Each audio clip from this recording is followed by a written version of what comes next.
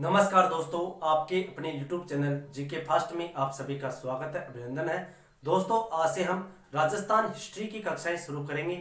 दोस्तों, इसके अलावा आपको इस चैनल पर राजस्थान ज्योग्राफी, राजस्थान कल्चर की कक्षाएं भी मिलेगी। साथ ही साथ आपको इंडियन ज्योग्राफी, मनोविज्ञान की कक्षाएं भी मिलेंगी। दोस्तों, आप चैनल को सब्सक्राइब करें। इससे पहले वीडियो में हमने राजस्थान की पॉलिटिकल, इंडियन पॉलिटिकल कंप्लीट कर लिए। एक दो वीडियो और बचे हुए हैं जो जल्दी ही अपलोड कर दिए जाएंगे। फिलहाल दोस्तों, अपन चर्चा करेंगे मेवाड़ राजवंश की। राजस्थान हिस्ट्री में सबसे इंपॉर्टेंट आते हैं राजवंश, और राजवंशों में सबसे बड़ा राजवंश है मेवाड़ राजवंश, जिसके बारे में कहा जाता है जो दृढ़ राखे धर्म को तीन आंखें करतार। तो मेवाड़ राजवंश एक अपने आप में बहुत ही इंपॉर्टेंट राजवंश है, जो राजस्थान में होने वाली सभी प्रतियोगी परीक्षाओं के लिए बड़ा ही इंपॉर्टेंट है। यहां से एक दो क्वेश्चन हर एग्जाम में पूछे जाते हैं। दोस्तों, मेवाड़ राजवंश के बारे में चर्चा करने से पहले हम मेवाड़ शब्द के बारे में चर्चा करेंगे कि मेवाड़ शब्द में वर्तमान संदर्भ में कौन कौन से जिले इसमें शामिल होते हैं। तो इसमें चित्तौड़गढ़, उदयपुर, राजसमंद का क्षेत्र वर्तमान में इसमें शामिल होता है। जब मेवाड़ राजवंश की अपन बात करें तो इसमें भीलवाड़ा, प्रतापगढ़ का क्षेत्र भी शामिल हो जाता है। यानी चित्तौड़, उदयपुर, राजसमंद, भीलवाड़ा, प्रतापगढ़ का क्षेत्र मेवाड़ राजवंश में शामिल हो जाता है। जहां पर इस राजवंश, इस क्षेत्र में जिस जाति ने यहां पर शासन किया था वो जाति थी गुहिल जाति। ठीक है दोस्तों, लेकिन उससे पहले अपन चर्चा करें तो मेवाड़ राजवंश था, यहाँ पर इसको प्राचीन काल में शिवी जनपद के नाम से जानते थे, और शिवी जनपद को कालांतर में यहाँ पर मेद जाति की संख्या होने के कारण इसे मेदपाट, इसे ही प्रागवाट कहा गया। क्या कहा गया? इस शिवी जनपद को कालांतर में मेद जाति की बाहुल्यता के कारण इसे मेदपाट, प्रागवाट कहा गया। शिवी जनपद की राजधानी थी मध्यमिका। शिवी जनपद की राजधानी क्या थी? मध्यमिका, और मध्यमिका ही कालांतर में क्या कहलाई थी? चित्तौड़गढ़ कहलाई थी। ठीक है दोस्तों, अब इस शिवी जनपद पर जिस जाति ने शासन किया था वो जाति थी गुहिल जाति। कौन सी जाति थी? गुहिल जाति, जिसे हम गुहादित्य, गहलोत, गुहिलोत भी कहा जाता है। जब मेवाड़ क्षेत्र पर जिस जाति ने शासन किया था वो जाति थी गुहिल जाति। अब ये गुहिल कौन था तो इसके बारे में अपन चर्चा करेंगे। सबसे पहले इस गुहिल के बारे में हमें जानकारी कहां से मिलती है? ठीक है दोस्तों, गुहिल के बारे में हमें इतिहासकारों के अनुसार जानकारी मिलती है कि सबसे पहले अकबर का जो दरबारी कवि था अबुल फजल। कौन था? अबुल फजल।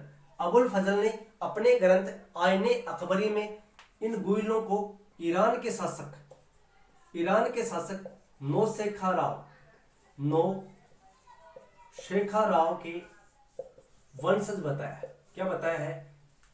अबुल फजल ने गुहिलों को ईरान के शासक नौशेखा राव के वंशज बताया है। इसके बाद डॉक्टर भंडारकर ने गुहिलों को ब्राह्मण बताया। क्या बताया है? ब्राह्मण बताया। कौन से ब्राह्मण बताया है? नागर जाति के ब्राह्मण बताया। डॉक्टर भंडारकर ने गुहिलों को क्या बताया है? ब्राह्मण बताया। कौन सी जाति के?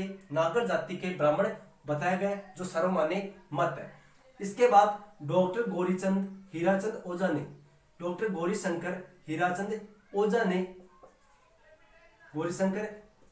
ओझा ने गुहिलों को सूर्य वंशी बताया। क्या बताया है? सूर्य वंशी बताया है, यानी ये भगवान सूर्य के वंशज माने जाते। इसके बाद कर्नल जेम्स टोड ने इन्हें विदेशी बताया, यानी गुहिल कौन थे? विदेशी थे। सबसे पहले अपन अबुल फजल के मत के बारे में चर्चा करते हैं। अबुल फजल कहता है कि जो गुहिल थे वो ईरान के शासक नौशेखा राव के वंशज थे। अब ये किस आधार पर कहता है कि ये करते थे सूर्य नमस्कार। क्या करते थे? सूर्य नमस्कार करते थे। और विश्व में दो ऐसे वंश थे जो सूर्य नमस्कार करते थे। एक ईरान का नौशेखा राव वंश और दूसरा था राजपुताने का गुइल राजवंश। इस आधार पर अबुल फजल ने इसको क्या बताया था, ईरान के नौशेखा राव के वंशज बताया था, नहीं मुसलमान बताया था। लेकिन गुइल एक कट्टर हिंदू थे, इसलिए अबुल फजल का मत क्या हो जाता है, यहाँ पर कटाक्ष हो जाता है। फिर अपन चर्चा करते हैं टोड के बारे में। टोड क्या कहता है कि टोड ये कहता है कि मेवाड़ के समीप एक क्षेत्र था जिसका नाम था वल्लभी, और वल्लभी पर शासन करता था शीलादित्य। कौन करता था शासन? शीलादित्य नामक राजा यहाँ पर शासन करता था। वल्लभी पर 542 ईस्वी में आक्रमण होता है हुणों का, यानी विदेशी जनजाति हुणों का आक्रमण होता है, और हुणों के आक्रमण से शीलादित्य क्या हो जाता है, मारा जाता है।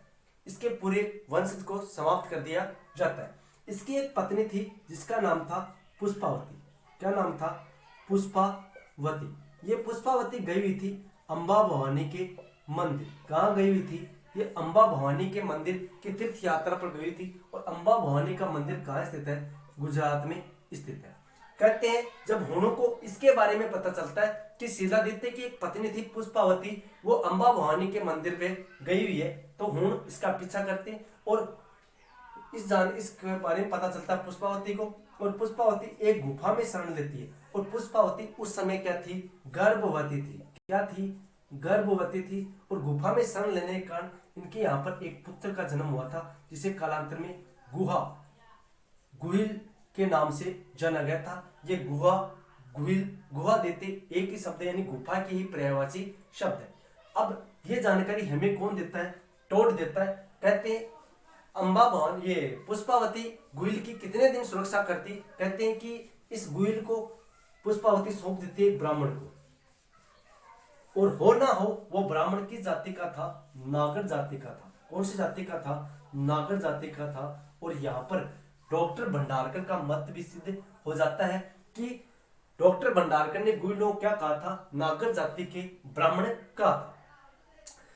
आगे इतिहास की वंशावली की अपन चर्चा करें तो आगे हमें जानकारी मिलती है कि एक शासक हुआ था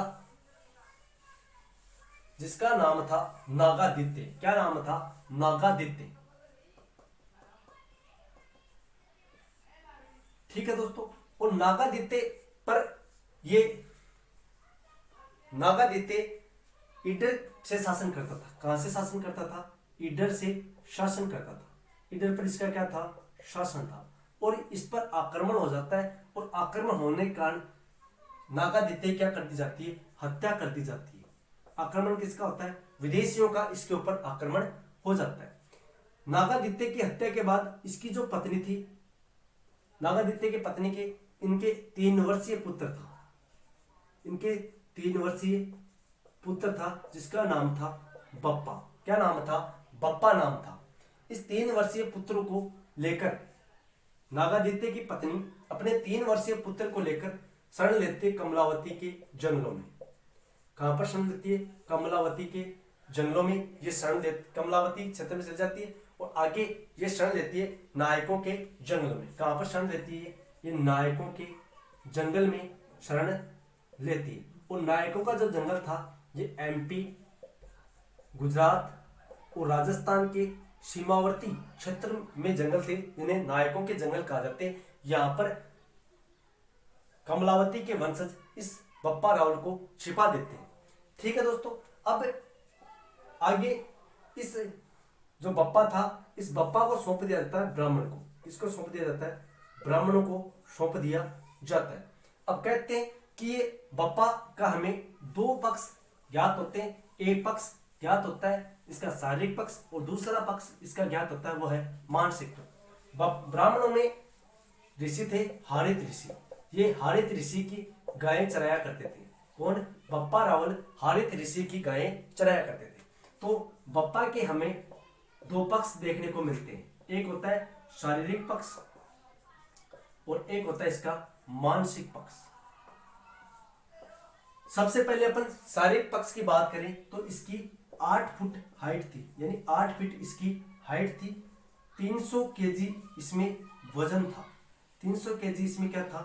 वजन था। 52 हाथ की ये धोती बांधता था। 52 हाथ की धोती कौन बांधता था? बप्पा रावल बांधता था। फिर 2 बकरे कच्चे चबा जाया करता था, यानी भोजन के रूप में 2 बकरे कच्चे चबाया जाया करता था। कौन? बप्पा रावल। 32 मन की खड़ग उठाता था। 32 मन की क्या उठाता था? खड़ग उठाता था। कितने मन की? 32 मन की क्या रखता था? खड़ग उठाया करता था। तो ये इसका शारीरिक पक्ष था। 8 फीट इसकी हाइट थी, 300 केजी इसमें वजन था, 52 हाथ की ये धोती बांधता था, 2 बकरे कच्चे चबा जाया करता था और 32 मन की खड़ग उठाया करता था। इसके अलावा इसका जो मानसिक पक्ष था, तो बप्पा रावल मानसिक रूप से क्या थे? विमंद थे। विमंद थे। ये गाय चराते थे हारित ऋषि की। किसकी गाय चराते थे? हारित ऋषि की गायें चराते थे। और हारित ऋषि उपासना करते थे भगवान शिव की। भगवान शिव हारित ऋषि की उपासना से प्रसन्न हुए और आशीर्वाद देते हैं। किसको? बप्पा को। किसको आशीर्वाद देते हैं? बप्पा को आशीर्वाद देते हैं। और हमें जानकारी मिलती है कि 734 ईस्वी में 734 ईस्वी में बप्पा ने मान मौर्य को हराकर, किसको हराकर? मौर्य शासक मान मौर्य को हराकर इससे प्राप्त किया था चित्तौड़। क्या प्राप्त किया था? चित्तौड़गढ़ पर अधिकार कर लिया था और यहां से अपना शासन सुचारू रूप से शुरू करता है। ठीक है दोस्तों, आगे हमें जानकारी मिलती है कि बप्पा रावल क्षेत्र राजधानी बनाता है नागदा। और नागदा में इन्होंने अपने इष्ट देव एकलिंग नाथ जी के मंदिर का निर्माण करवाया था। किसका निर्माण करवाया था? एकलिंग नाथ जी का निर्माण जो मंदिर था, इसका निर्माण करवाया था। और एकलिंग नाथ जी का मंदिर कहाँ स्थित है? नागदा में स्थित है। और ये क्वेश्चन अभी 3rd ग्रेड में पूछा गया है कि एकलिंग नाथ जी के मंदिर का निर्माण किसने करवाया था? तो बप्पा रावल ने करवाया था। इसका पुनर्निर्माण करवाया गया था 18वीं शताब्दी में। ठीक है दोस्तों, 8वीं शताब्दी में नागदा में एकलिंग नाथ जी के मंदिर का निर्माण बप्पा रावल ने करवाया था। और नागदा में ही बप्पा की क्या बनी हुई है? समाधि बनी हुई है। ठीक है दोस्तों, इसके अलावा हमें जानकारी मिलती है कि जो पाकिस्तान का जो रावलपिंडी है, जो रावलपिंडी क्षेत्र है, वो बप्पा रावल के नाम पर ही ये क्षेत्र रावलपिंडी के नाम से जाना गया था। कहते हैं विदेशियों का आक्रमण को इसने नासूर किया था, यानी विदेशियों का भारत पर आक्रमण होता, उस समय बप्पा रावल ने एक संघ बनाकर उस आक्रमण का मुंह तोड़ जवाब दिया था। आगे हम वंशावली में हमें चर्चा मिलती है। आगे शासक आता है जिसका नाम था अल्लट। क्या नाम था? अल्लट नाम था। अल्लट शासक बनता है 10वीं शताब्दी में। कब शासक बना था? 10वीं शताब्दी में। अल्लट ने हूण राजकुमारी हरिया देवी से क्या किया था? विवाह किया था। हूण कौन थे? विदेशी थे। कौन थे? विदेशी थे। और ये पहला राजपूत विदेशी विवाह था। राजस्थान में पहला राजपूत विदेशी विवाह था। जबकि भारतीय इतिहास के संदर्भ में पहला इंटरनेशनल विवाह कौन सा था? चंद्रगुप्त मौर्य व हेलेना का विवाह पहला भारतीय इतिहास में पहला इंटरनेशनल विवाह था। जबकि राजस्थान के इतिहास में पहला इंटरनेशनल विवाह अल्लट व हरिया देवी के मध्य हुआ था। अल्लट ने मेवाड़ में अपनी राजधानी बनाई थी आहड़ को। किसको बनाई थी? आहड़ को अपनी राजधानी बनाई। अल्लट ने सर्वप्रथम मेवाड़ में नौकरशाही की स्थापना की थी। क्या की थी? अल्लट ने मेवाड़ में सर्वप्रथम नौकरशाही की स्थापना की थी, जिसे हम सत्ता का विकेंद्रीकरण कहते हैं। सत्ता का विकेंद्रीकरण, सत्ता पद सोपानीकरण क्या कहा जाता है? सत्ता नौकरशाही को कहा जाता है, सत्ता का विकेंद्रीकरण। यानी मेवाड़ में सबसे पहले नौकरशाही की स्थापना किसने की थी? तो अल्लट ने की थी। अल्लट ने अपनी राजधानी किसे बनाया था? आहड़ को बनाया था। इसके अलावा जो बप्पा रावल था, इस बप्पा रावल ने सोने प्लस तांबे के सिक्के चलाए थे। किसके सिक्के चलाए थे? तांबे व सोने के सिक्के चलाए थे। उन सोने के सिक्कों का वजन था 115 ग्रेन था। ठीक है दोस्तों, इसके अलावा हमें जानकारी मिलती है कि बप्पा रावल ने उपाधि धारण की थी काल भोज की। किसकी उपाधि धारण की थी? काल भोज की उपाधि धारण की थी। कुछ इतिहासकार इस कहते हैं कि बप्पा रावल का वास्तविक मूल नाम काल भोज था। इसने बप्पा रावल की उपाधि दान की थी, लेकिन अनेक इतिहासकार इसका जो उपाधि बताते हैं वो काल भोज, और कुछ इतिहास इसके उपाधि के बताते हैं काल शोक, यानी समय को जीतने वाला किसे कहा गया? बप्पा रावल को कहा गया है। ठीक है दोस्तों, इसके बाद जो शासक बना अलट शासक बना था 10वीं शताब्दी में। इसने हूण राजकुमारी हरिया देवी से विवाह किया था। यह राजस्थान का पहला, यह राजपुताने का पहला इंटरनेशनल विवाह था। अलट ने अपनी राजधानी आहड़ को बनाई और इसने मेवाड़ में या राजपुताने में सर्वप्रथम नौकरशाही की स्थापना की। नौकरशाही क्या होती है? तो सत्ता का विकेंद्रीकरण होता है। पद सोपानीकरण को क्या कहते हैं? नौकरशाही कहते हैं। ठीक है दोस्तों, इसके बाद इस वंशावली में हमें जानकारी मिलती है, जो अगला शासक आता है वो आता है रण सिंह। कौन आता है? रण सिंह। रण सिंह के बारे में हम अगले एपिसोड में चर्चा करेंगे, अगले वीडियो में चर्चा करेंगे। आपको वीडियो कैसा लगा कमेंट बॉक्स में जरूर कमेंट करें, तथा चैनल पर नए हैं तो चैनल को सब्सक्राइब करें। किसी भी इतिहास से संबंधित, इतिहास पॉलिटिकल यानी जीके से संबंधित कोई समस्या हो तो आप मेरे नंबर, व्हाट्सएप नंबर 8079 026 023 पर व्हाट्सएप कर सकते हैं। ठीक है दोस्तों, तो ये ध्यान रखना, और चैनल पर नए हैं तो चैनल को सब्सक्राइब करें, शेयर करें। मिलते हैं नेक्स्ट वीडियो में, तब तक के लिए जय हिंद जय भारत।